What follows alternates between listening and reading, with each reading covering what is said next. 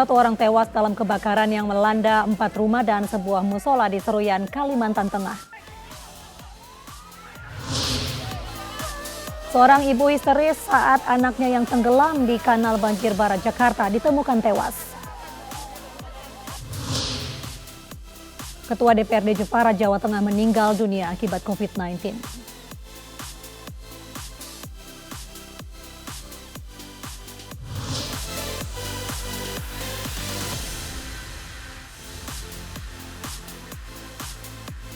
Halo, selamat malam pemirsa. Libur Hari Raya Idul Adha dimanfaatkan warga untuk berlibur ke sejumlah tempat wisata. Beberapa ruas jalan menuju tempat wisata pun padat meski masih dalam pandemi COVID-19. Kami akan hadirkan informasinya dalam iNews Malam bersama saya, Mirva Suri.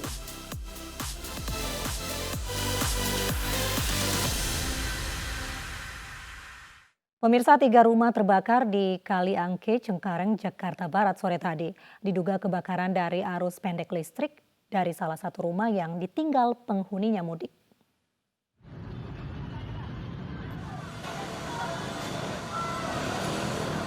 Kebakaran terjadi tepat di belakang pom bensin Pesing, Jalan Swadaya Raya, Kedaung, Kaliangke, Cengkareng, Jakarta Barat.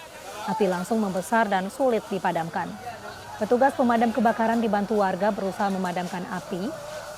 Api kemudian dapat dipadamkan setengah jam, kemudian setelah 18 mobil pemadam dikerahkan. Diduga api berawal dari rumah yang ditinggal penghuninya yang tengah mudik. Api yang membesar dan menjalar ke sejumlah rumah lain. Akibatnya 3 rumah ludes terbakar dan diduga kebakaran dari arus pendek listrik dari rumah yang ditinggal mudik. Langsung besar. Langsung besar ya Pak ya? Ini kecilnya nggak ketahuan tadi. Ini rumah lagi dalam kondisi kosong atau gimana Pak? Kalau yang sebelah kosong. Ada rumah, cuman mungkin lagi nggak di rumah. 12 ruko di Sintang, Kalimantan Barat pagi tadi terbakar. Material bangunan yang mudah terbakar membuat api sulit padam. Gila, cepat apinya. Tadi kan belum besar apinya, masih bisa menyelamatkan barang sebenarnya. Tapi pas keluar, nengok langsung dah parah.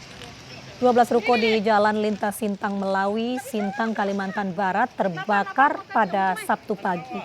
Material bangunan yang mudah terbakar membuat api sulit dipadamkan.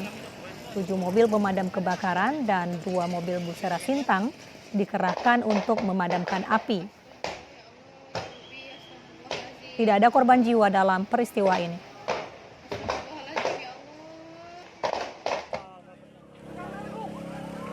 Sementara itu di Kabupaten Seruyan, Kalimantan Tengah, kobaran api dengan cepat menghanguskan 4 rumah kayu dan sebuah musola. Tim pemadam kebakaran dibantu warga berupaya memadamkan api. Namun mereka kewalahan lantaran angin berhembus kencang dan banyaknya bahan yang mudah terbakar. Saat membantu memadamkan api, seorang pria tewas tersengat listrik. Api akhirnya dapat dipadamkan 1 jam kemudian dan diduga kebakaran terjadi akibat ledakan kompor gas dari salah satu rumah warga yang ditinggal penghuninya.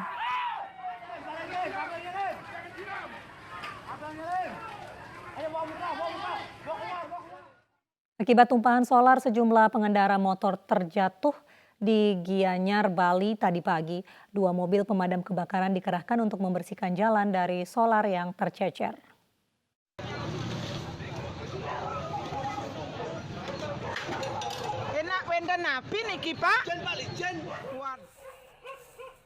Sejumlah pengendara sepeda motor terjatuh di Banjarwanuyu, Desa Bedulu, Gianyar, Bali, Sabtu pagi. Pemotor terpeleset lantaran jalan yang licin karena tumpahan solar.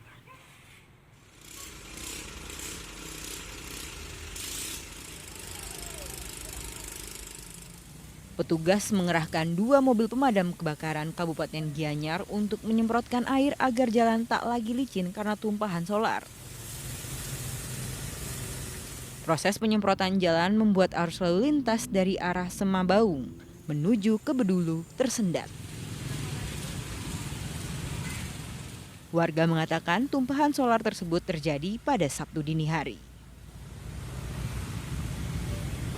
Tapi malam nih, anak-anak, ewer di ewer tapi kengken tertawan dia pada kuling. Kan main mulu ada pada itu. Kan mulu ada nak cerewet atau gitu. Kapolsek Belah Batu mengatakan diduga solar yang tercecer di Jalan Wanayu ini tidak sengaja tumpah. Dari Gianyar, Bali, Nyoman Astana, iNews melaporkan. Pemirsa, kita ke informasi di mana seorang bocah yang hilang tenggelam di Kali Banjir Kanal Barat Palmerah, Jakarta ditemukan petugas gabungan pemadam kebakaran Jakarta Barat dan Basarnas. Penemuan jasad korban diwarnai kesedihan hingga jatuh pingsan orang tua.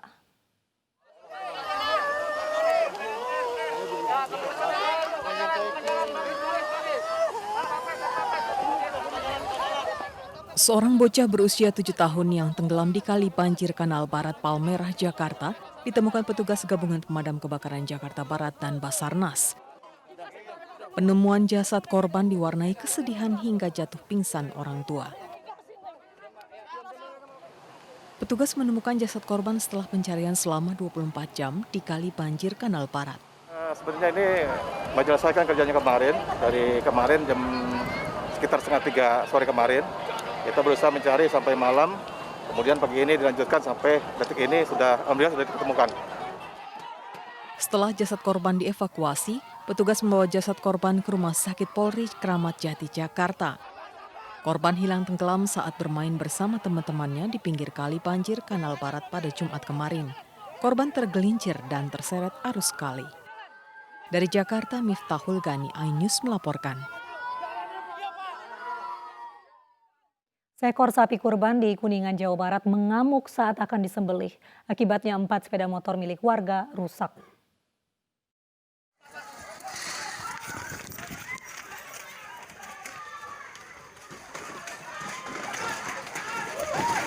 Inilah detik-detik saat seekor sapi kurban akan disembelih mengamuk di depan salah satu masjid di Desa Bandurasa Kulon, Cilimus, Kuningan, Jawa Barat.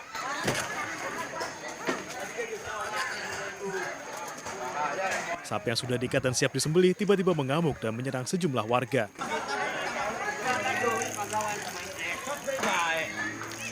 Akibatnya, 4 sepeda motor milik warga rusak cukup parah. Sejumlah warga pun turut terluka.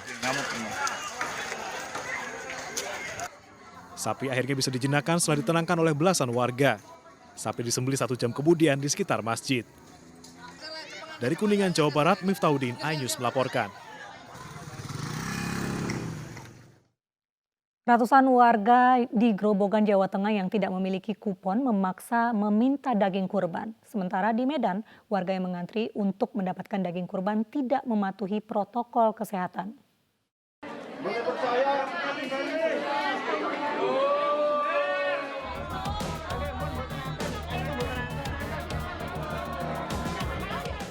Ratusan warga berdesakan dan memaksa panitia untuk segera membagikan daging kurban. Padahal mayoritas warga dari luar Purwodadi, Grobogan ini tidak memiliki kupon. Mereka merangsek maju ke pembatas area yang telah dibuat panitia agar warga mematuhi protokol kesehatan. Namun warga tetap berdesakan sehingga mengabaikan protokol kesehatan. Tadi yang punya KPK suruh lewat sini, dan sekarang kok malah suruh lewat sana. Depan masjid. Muter lagi nih. Dalam antrian, warga yang memiliki kupon langsung masuk ke depan untuk mengambil jatah daging kurban. Sekali masuk, hanya diperbolehkan 5 orang secara bergantian demi mematuhi aturan jaga jarak. Selain dibagikan ke warga yang memiliki kupon sebanyak 1.500 bungkus, daging sudah dibagikan ke panti asuhan dan pondok pesantren.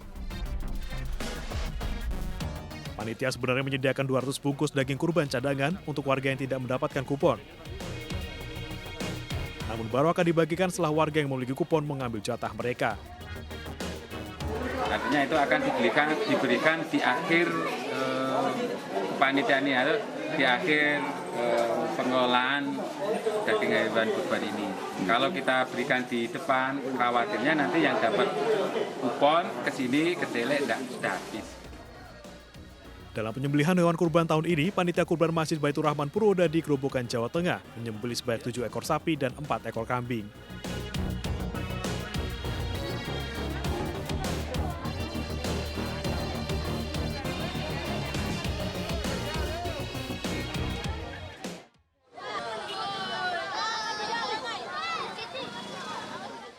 Mengabaikan jaga jarak, warga di Kota Sibolga, Sumatera Utara berdesakan mengambil daging kurban yang dibagikan panitia kurban Masjid Al-Falah. Tak hanya berdesakan, warga juga mengabaikan protokol kesehatan COVID-19 dengan tidak mengenakan masker. Panitia kurban sempat kewalahan menghadapi warga yang menukarkan kupon. Warga mengabaikan imbauan untuk tidak berdesakan. Tahun ini, panitia kurban Masjid Al-Falah Kota Sibolga menyembelih 9 ekor hewan kurban, terdiri dari 6 kerbau dan 3 kambing. Dari Sibolga, Sumatera Utara, Raymond Fatoni, iNews melaporkan. Pemirsa, prosesi penyembelihan hewan kurban di Masjid Istiqlal dan Masjid Cut Mutia, Jakarta menerapkan protokol kesehatan yang ketat. Semua panitia kurban wajib di rapid test hingga pendistribusian daging kurban tanpa adanya antrian warga.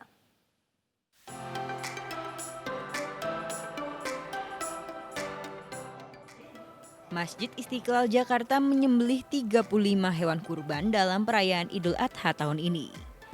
Dalam penyembelihan hewan kurban, panitia memberlakukan protokol kesehatan di tengah pandemi COVID-19. Mulai dari rapid test bagi seluruh panitia, jarak pemotongan, menggunakan masker dan penutup kepala bagi petugas jagal, hingga pembatasan jumlah petugas di rumah pemotongan hewan Istiqlal. Humas Masjid Istiqlal mengatakan tahun ini membagikan 7.500 kantung daging yang didistribusikan ke 113 lembaga dan kelompok masyarakat.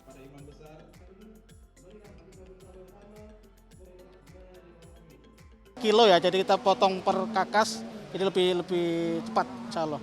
Kira-kira jam berapa? Tiap lembaganya, lalu cara pengambilannya seperti apa? Iya, jadi untuk distribusi kita proporsional. Jadi misalnya yang mengajukan berapa jumlahnya, lalu kita hitung. Jadi tidak sesuai dengan permintaan dia semua, tapi kita hitung sesuai dengan proporsional. Jadi kira-kira nanti setiap mustahik orang itu 1 kilo. Sejumlah hewan kurban yang disembelih di Masjid Istiqlal berasal dari sumbangan Presiden Joko Widodo, Kapolri Jenderal Idam Aziz, Gubernur DKI Jakarta Anies Baswedan, dan Presiden kelima Republik Indonesia Megawati Soekarno Putri. Pembagian daging kurban juga menggunakan plastik ramah lingkungan. Moreno, Maura, dan Mihaira. Masjid Cut Mutia Jakarta tetap menyembelih hewan kurban di tengah pandemi. Namun protokol kesehatan membuat warga tidak dapat menonton proses penyembelihan hewan kurban. Kemeriahan mengantri hewan kurban pun terpaksa tidak dapat dirasakan warga di tahun ini. Yang membedakan tahun ini pasti protokol kesehatan dan cara pendistribusian. Hampir 1 bulan lebih kita mempersiapkan protokol kesehatannya. Yang pertama untuk teknis pemotongan dengan protokol kesehatan adalah di dalam Masjid Cut Mutia steril dari penonton atau dari masyarakat. Yang diperbolehkan hanya panitia dan tim pemotongan saja. Selebihnya masyarakat tidak boleh masuk ke dalam. Mengantisipasinya seperti apa? Yang pertama kita gerbang dikunci semuanya, ditutup semuanya. Terus dari pemotongan pun ditutup ditutup terpal. Jadi tidak ada masyarakat yang bisa menonton prosesi pemotongan tersebut. Selain penerapan protokol kesehatan, pendistribusian daging kurban juga berbeda dari tahun-tahun sebelumnya. Sebanyak 16 sapi dan 46 kambing dikurbankan di salah satu masjid tertua Jakarta ini.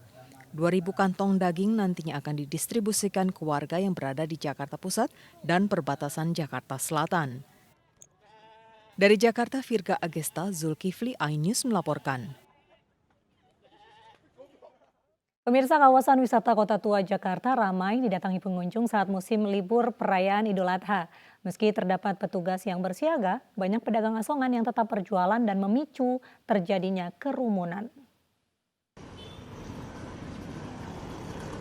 Sabtu malam, warga meramaikan kawasan wisata Kota Tua Jakarta Barat.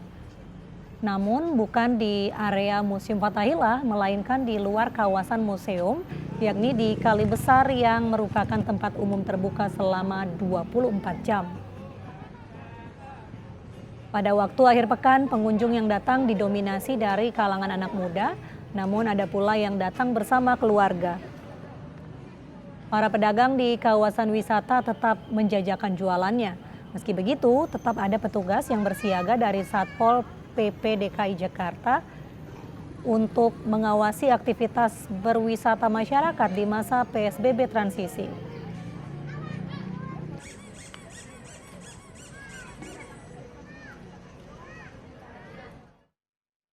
Sempat padat pada pagi dan siang hari, arus lalu lintas di Simpang Gadok Bogor, Jawa Barat malam ini kembali lancar. Satlantas Polres Bogor menerapkan sistem satu arah untuk mengurai kepadatan lalu lintas. Dan berikut kita simak laporan Baby Kristami dan juru kamera Enggar Bagus dari Simpang Gadok Bogor, Jawa Barat.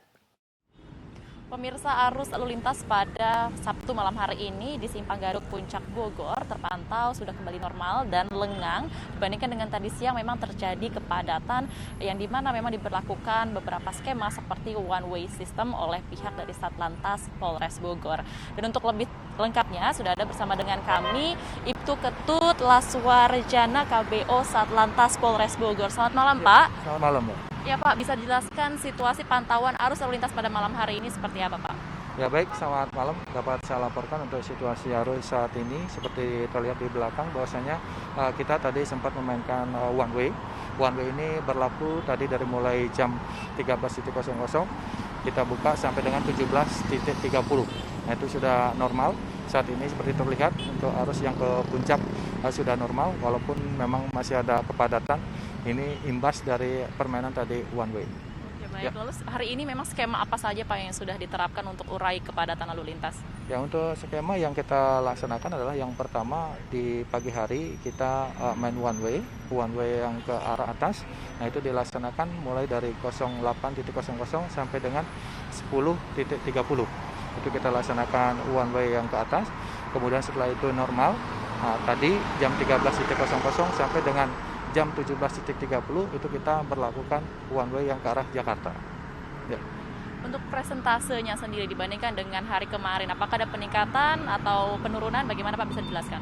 Ya, dibandingkan dengan kemarin pas Hari Raya Idul Adha, itu peningkatan saat ini kita prediksi hampir 30%. Ada peningkatan arus yang menuju arah puncak ataupun yang berwisata di daerah puncak, Pak. Oke, baik. Ya. Lalu untuk evaluasi pelanggaran kendaraan sendiri ini bagaimana, Pak? Untuk pelanggaran, kami dari Satlantas Polres Bogor selalu mengimbau kepada masyarakat yang menuju ke puncak untuk selalu tetap memperhatikan protokol kesehatan. Adapun kalau misalkan kita menemukan pelanggaran yang tidak mempergunakan masker, kita kasih masker, kita peringatkan. Kemudian kalau ada pelanggaran-pelanggaran yang kasat mata, kita selalu menegur. Jadi kita upayakan untuk peneguran dulu, karena pas saat ini juga kita sedang melaksanakan operasi patuh Lodaya 2020. Oke, baik. Terima kasih banyak Pak Ketut untuk waktunya pada malam hari ini bersama dengan kami. Ya, pemirsa, itu tadi penjelasan dari Ibtu Ketut mengenai bagaimana situasi terkini di Jalan Simpang Gadok Puncak Bogor. Memang titik ini merupakan titik yang kerap kali terjadi kepadatan arus lalu lintas di setiap akhir pekan. Dari Puncak Bogor, Baby Kristami, Enggar Bagus, Syahrul Ramadan, Anyus melaporkan.